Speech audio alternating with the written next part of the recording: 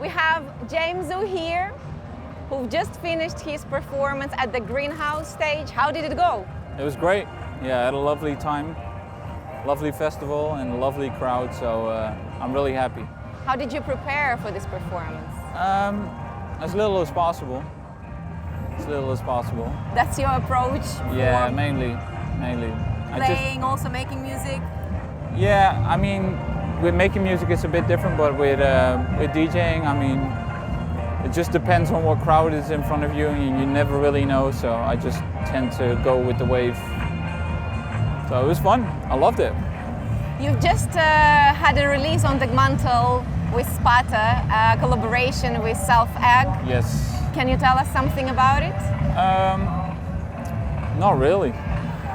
No, I'm just kidding. Yeah, I love to Self-Egg, new guy doing stuff, so I think he's working on an album and some more collaborations coming with him. Yeah, I'm glad he got signed to Dekmantel, and yeah, I think they just released it together with a lovely tracksuit and full gear by Pata. So shout out to all these people. Amazing video. Yeah. Oh man, that was good. I wasn't expecting. That was brilliant. Amazing visuals. Yeah. Yeah, it was really good.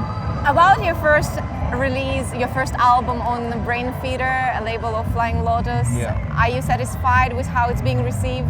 No, terrible.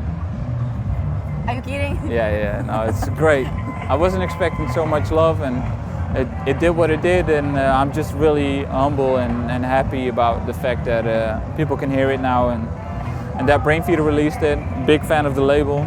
There's more stuff coming on Brain Feeder, so I'm happy to move forward with these people, and let's see where we can take it.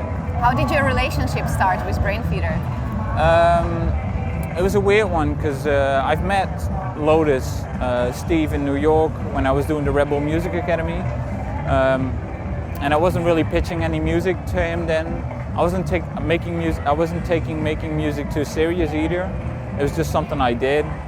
But then I got home super inspired, made a record, and then via pitched some music to Brain Feeder. And I wasn't expecting any replies or anything, and yeah, basically they told me they loved it and they wanted to release it, so we moved forward into making that work, and the rest is history.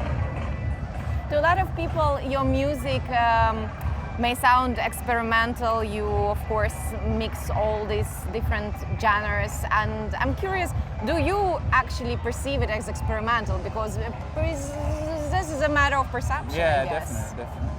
I think the record I did was a bit more pop music.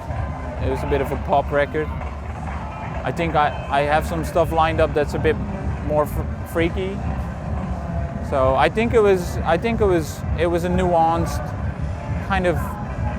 I felt like you could get into it, that record. But I love to take it a bit further, to be honest.